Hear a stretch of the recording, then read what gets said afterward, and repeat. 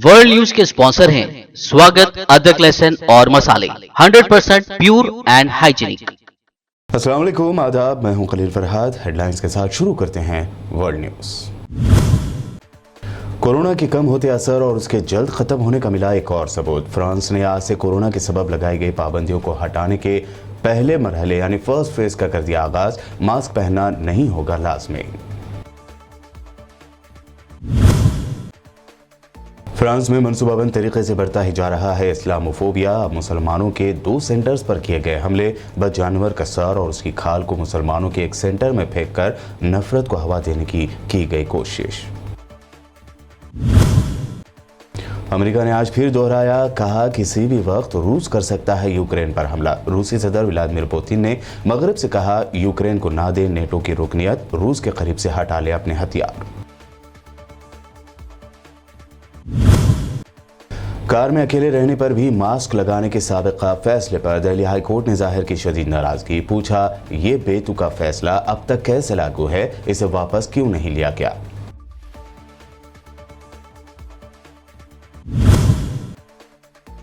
पंद्रह साल से ज्यादा उम्र के बच्चों को दिया जाएगा वैक्सीन का दूसरा डोज। मोदी हुकूमत की हेल्थ मिनिस्ट्री ने रियासती हुकूमतों को लिखा लेटर, जरूरी इक़दामात करने की दी हिदायत।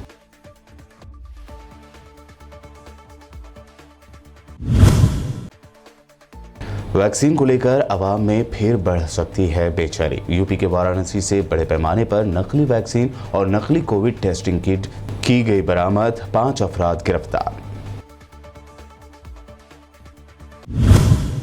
और पेश है खबरों की तफसील। एक तरफ WHO कोरोना के खात्मे का खुलकर ऐलान करने से कई ममालिक को खबरदार कर रहा है, तो ऐसे में फ्रांस ने भी अब कोरोना से मुताल्लिक लगाई गई पाबंदियों को हटाने का ऐलान कर दिया है।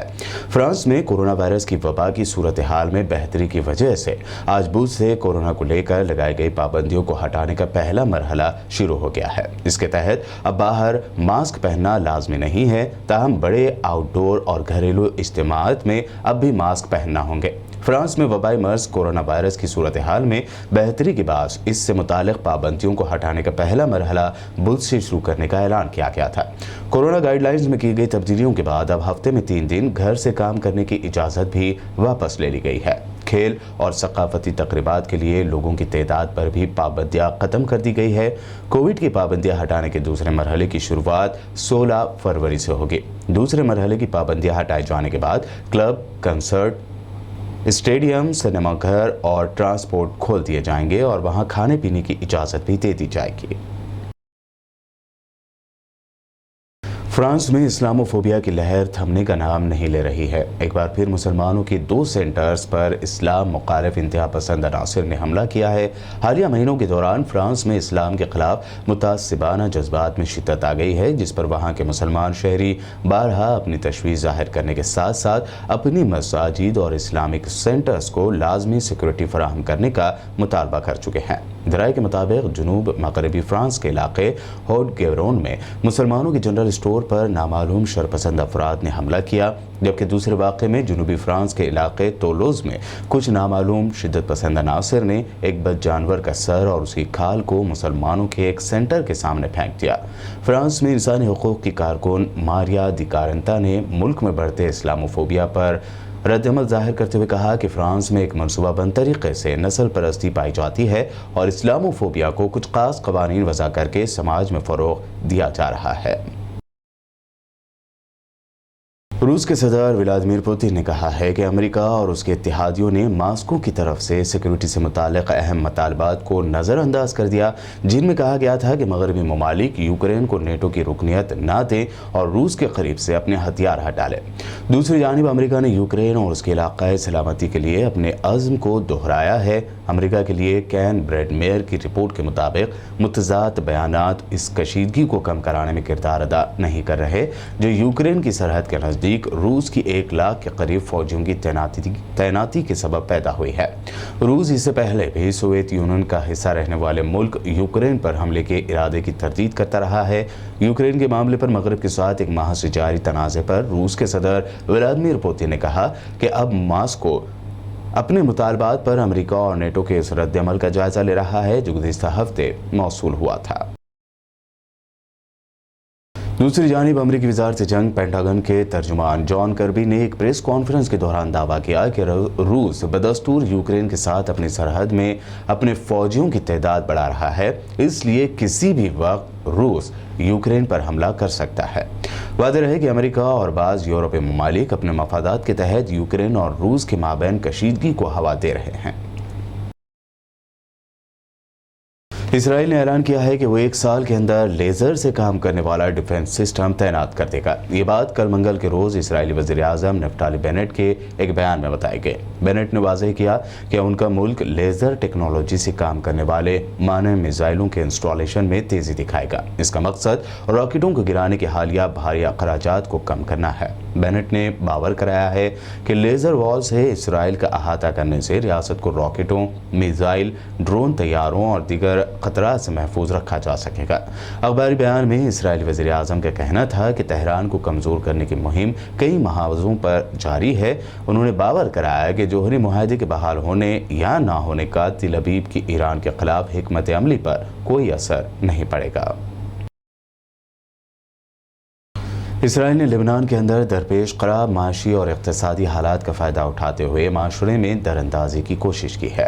ये कोई राज की बात नहीं है कि इसराइल अपनी रियासत के क़याम के वक्त से लेबनान और दुनिया भर में अपने एजेंट मुतय्यन कर रहा है। इसराइल की साख ये बन चुकी है कि वह दुनिया के ताकतवर तरीन सुराग रसां इदारे रखता है। एक अहम सिक्योरिटी पेशरफ में लेबनान के होम मिनिस्टर ने इसराइल के मफाद में काम करने वाले जासूसी के 17 नेटवर्क पकड़े जाने का इंकशाफ किया है।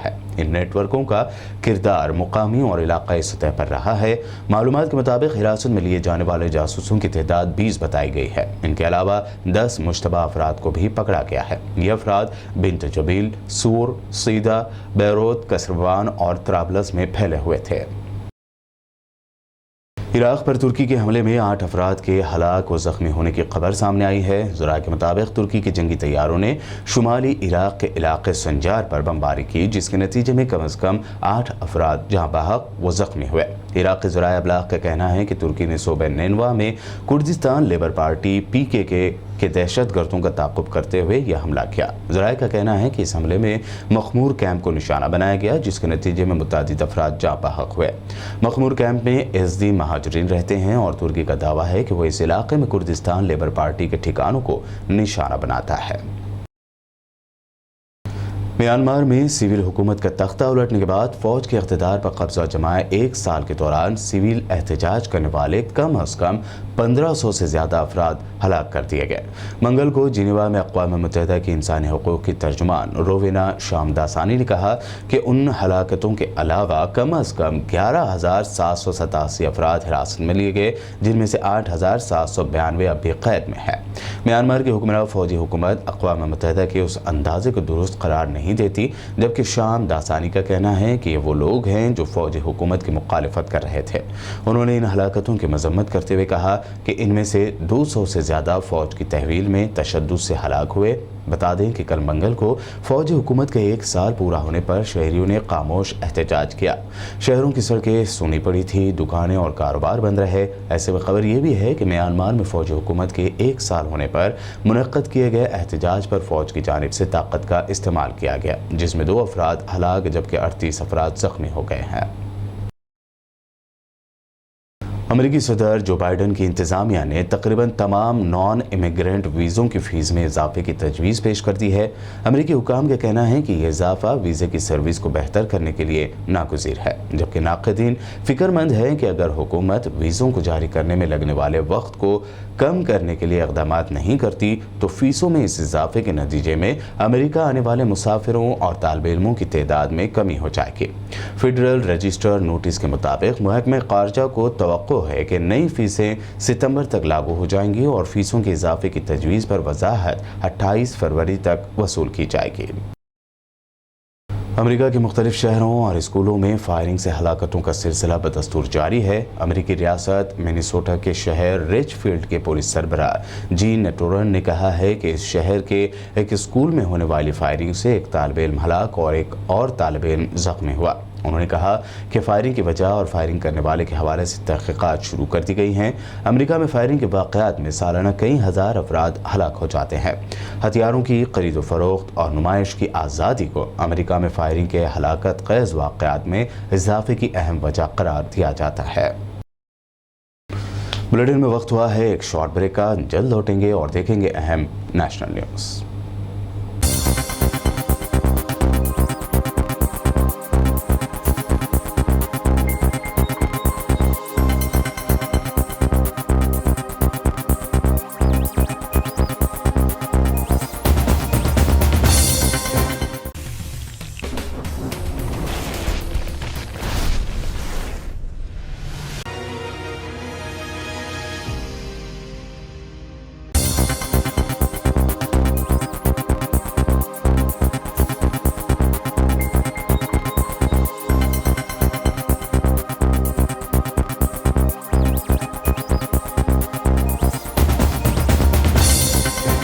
ब्रेक के बाद आइए अब देखते हैं अहम national news. Delhi high court ने कोरोना वबा के मद्देनज़र अकेले कार चलाते वक्त भी मास्क पहनने से मुताल्लिक दिल्ली हुकूमत के फैसले को बेतुका करार दिया है। दिल्ली हाई कोर्ट ने कहा कि ये फैसला अब तक मौजूद क्यों है। बेंच ने कहा कि ये दिल्ली हुकूमत का हुक्म है कि आपने इसे वापस क्यों नहीं लिया। ये असल में बेतुका है। आप अपनी ही कार में बैठे हैं और आप मास्क ज़रूर लगाएं। ये कैसे हो सकता है। जस्टिस विपिन सांघी और जस्टिस जसमीत सिंह की बेंच ने दिल्ली हुकूमत के वकील से कहा कि यह हुक्म अभी मौजूद क्यों है। दरअसल दिल्ली हुकूमत की नुमाइंदगी कर रहे वकील ने एक ऐसा वाक़या शेयर किया जिसमें कार में बैठे एक शख्स का मास्क नहीं पहनने की वजह से चालान किया गया था। कोरोना की तीसरी लहर के दरमियान मरकजी वजारत सेहत ने रियासती हुकूमत को खत लिखकर 15 से 18 साल के सभी बच्चों को जल्द से जल्द वैक्सीन की दूसरी डोज देने की अपील की है। वजारत सेहत की जानिब से रियासतों को लिखे लेटर में कहा गया है कि बच्चों की दूसरी खुराक का वक्त आ गया है। ऐसे में ज़रूरी है कि वक्त रहते सभी बच्चों को दूसरा डोज दिया जाए और इसके लिए जितनी भी बुनियादी सहूलतें हैं उनको तेज़ी से दुरुस्त किया जाए। अहदेदारों को भी गाइडलाइंस जारी की गई है कि 15 से 18 साल के बच्चों के वैक्सीनेशन की दूसरी खुराक वक्त पर यकीनी बनाई जा सके। यूपी के वाराणसी में स्पेशल टास्क फोर्स यानी STF ने बड़े पैमाने पर नकली वैक्सीन और नकली कोविड टेस्टिंग किट बरामद किया है। STF ने 5 लोगों को गिरफ्तार भी किया है। पुलिस के मुताबिक मुलजिम नकली वैक्सीन और टेस्टिंग किट की सप्लाई की कई रियासतों में वो सप्लाई ये करते थे। बरामद की गई नकली वैक्सीन और टेस्टिंग किट की कीमत तकरीबन 4 करोड़ रुपए है। मुलजिमीन के पास से नकली टेस्टिंग किट, नकली वैक्सीन, नकली जाइको डी वैक्सीन पैकिंग मशीन, काली वॉयल स्वाब स्टिक बरामद किए गए। पुलिस ने इस मामले में राकेश थुवानी, संदीप शर्मा, लक्ष्य जावा शमशेर और अरुणेश विश्वकर्मा नामी मुलजिमीन को गिरफ्तार किया है। Central finance minister Nirmala Sitharaman के यूपी टाइप अल्फाजों को लेकर तनकीद करते हुए कांग्रेस पार्टी की जनरल सेक्रेटरी प्रियंका गांधी ने कहा कि वज़ीर आज़म मोदी और निर्मला सीतारमण यूपी के 25 करोड़ लोगों से माफ़ी मांगे। प्रियंका गांधी ने ट्वीट करते हुए कहा कि सीतारमण जी, आपने यूपी के लिए बजट के झोले में कुछ नहीं डाला, ठीक है, लेकिन यूपी के लोगों की इस तरह तौहीन करने की ज़रूरत थी। समझ लीजिए, यूपी के लोगों को यूपी टाइप होने पर उन्हें फ़ख्र है। हमको यूपी की ज़बान, बोली, तहजीब और तारीख़ पर फ़ख्र है। इसके अलावा कांग्रेस के कौमी तर्जुमान रणदीप सिंह सुरजेवाला ने भी फाइनेंस मिनिस्टर पर अपनी यूपी टाइप तबसरे से उत्तर प्रदेश के लोगों की तौहीन करने का इल्ज़ाम लगाया। सुरजेवाला ने कहा कि निर्मला सीतारमण ने उत्तर प्रदेश के 25 करोड़ लोगों की तौहीन की है और अपने खुसूसी यूपी टाइप के रिमार्क के साथ उनका मजाक उड़ाया है। ये यूपी के 25 करोड़ लोगों की बड़ी तौहीन है। मोदी जी और निर्मला सीतारमण को उत्तर प्रदेश के लोगों से फौरी माफ़ी मांगनी चाहिए। कांग्रेस तर्जुमान रणदीप सिंह सुरजेवाला ने मोदी सरकार के बजट को गरीब, किसान और आम आदमी मुखालिफ करार दिया है। साथ ही उन्होंने इस बजट की खामियां आवाम के सामने गिनाई। ये बजट पूंजीवादी है, ये पूंजीवादी बजट है और चिदम्बरम साहब ने विशेष तौर से ये बताया कि 7 या 8 महत्वपूर्ण पहलू वो वित्त मंत्री, मोदी सरकार दोनों के सामने थे, पर उन पर कोई ध्यान नहीं दिया गया। भारत की अर्थव्यवस्था 2019-20 के स्तर पर आज भी सरकार के मुताबिक है। तो 2 साल खत्म हो गए तरक्की के। उन्होंने ये भी बताया कि करोड़ों नौकरियां चली गई, 60 लाख छोटे उद्योग खत्म हो गए, 84% घरों की आय टूट गई, प्रति व्यक्ति आय 1,08,000 से कम होकर 1,07,000 हो गई, प्रति व्यक्ति खर्च 62,000 से कम होकर 59,000 रह गया, 4.5 करोड़ 60 लाख लोग गरीबी रेखा से नीचे धकेल दिए गए, पढ़ने वाले बच्चों का खासतौर से गरीब और ग्रामीण अंचल में उनका भविष्य अंधकार में चला गया।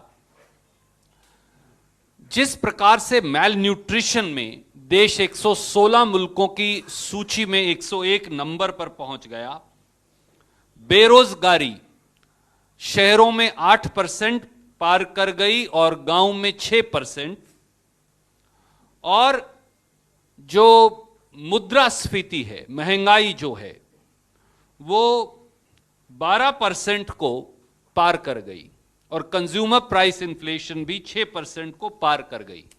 इसलिए इस बजट का सार अगर देखें तो इस बजट का सार है कुछ नहीं, नथिंग। ये इस बजट का सार है। अमित शाह के फ्री वाले बयान पर अरविंद केजरीवाल ने तंज करते हुए कहा कि होम मिनिस्टर अमित शाह को आवाम के पैसे से फ्री बिजली मिले तो ठीक है, वरना आवाम के पैसों से आवाम को ही फ्री बिजली मिले तो अमित शाह को तकलीफ होती है। अमित शाह जी को he will be in for a surprise जिस दिन नतीजे आएंगे। एक और मैं कहना चाहता हूँ, उस दिन मैंने ये भी देखा था, अमित शाह जी ने कहा था कि ये लोग आते हैं और free free free free free free करते रहते हैं, ऐसे कुछ बोला था ना उन्होंने, फ्री फ्री। उन्होंने कहा कि मैं उनको कहना चाहता हूँ, अमित शाह जी मुझे ये बता दें कि उनका जो घर है दिल्ली में, उनको सरकार से कितने यूनिट बिजली फ्री मिलती है वो बता दें। अमित शाह को बिजली फ्री मिले तो तकलीफ नहीं है, जनता को 300 यूनिट बिजली फ्री मिले तो अमित शाह को मिर्ची लगती है, ये तो गलत है। और ये पैसा किसका है? जनता का पैसा है। जनता के पैसे से अमित शाह को फ्री बिजली मिलनी चाहिए, लेकिन जनता के पैसे से जनता को फ्री बिजली नहीं मिलनी चाहिए। ये कौन सा लॉजिक है? आम आदमी पार्टी लीडर संजय सिंह ने राज्यसभा में बिहार रेलवे एग्जाम में हुई धांधली और उसको लेकर हुए तलबा के एहतजाज पर हुकूमत की तवज्जो मबसूल करवाई कि ये जो छात्रों का जो आक्रोश था सर, उसके पीछे की एक बहुत बड़ी वजह यह थी कि जो रेलवे भर्ती बोर्ड के द्वारा परीक्षा कराई गई, पहले तो निकाला गया, भर्ती निकाली गई, परीक्षा बहुत विलंब से कराई गई, और जो रिजल्ट आया है मान्यवर, वो जरूर माननीय मंत्री जी को उसकी जांच करानी चाहिए। एक एक रोल नंबर कई बार रिपीट होकर रिजल्ट निकला सर, इससे ज्यादा गड़बड़ी तो कुछ हो ही नहीं सकती रेलवे भर्ती बोर्ड में।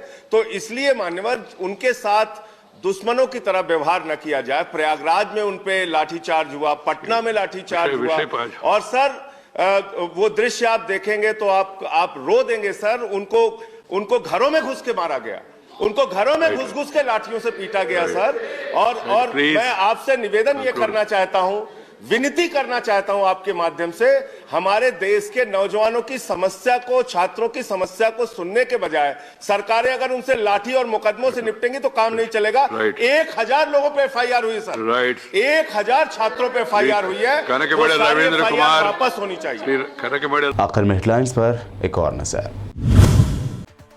कोरोना के कम होते असर और उसके जल्द खत्म होने का मिला एक और सबूत। फ्रांस ने आज से कोरोना के सबब लगाई गई पाबंदियों को हटाने के पहले मरहले यानी फर्स्ट फेज का कर दिया आगाज। मास्क पहनना नहीं होगा लाजमी।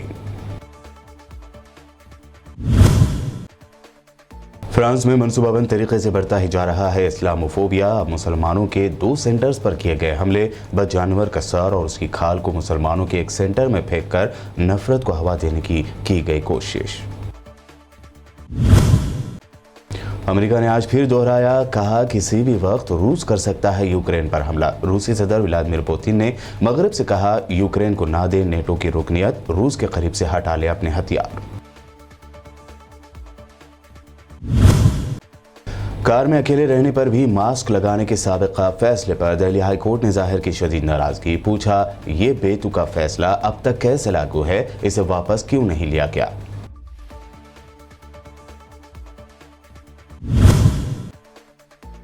15 साल से ज्यादा उम्र के बच्चों को दिया जाएगा वैक्सीन का दूसरा डोज। मोदी हुकूमत की हेल्थ मिनिस्ट्री ने रियासती हुकूमतों को लिखा लेटर, जरूरी इक़दाम करने की दी हिदायत।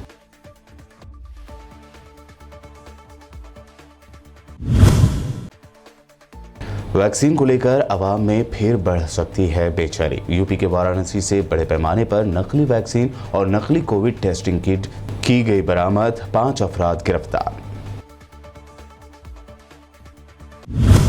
वर्ल्ड न्यूज में ये थी अब तक की अहम इंटरनेशनल और नेशनल न्यूज। देखते रहिए PPN चैनल।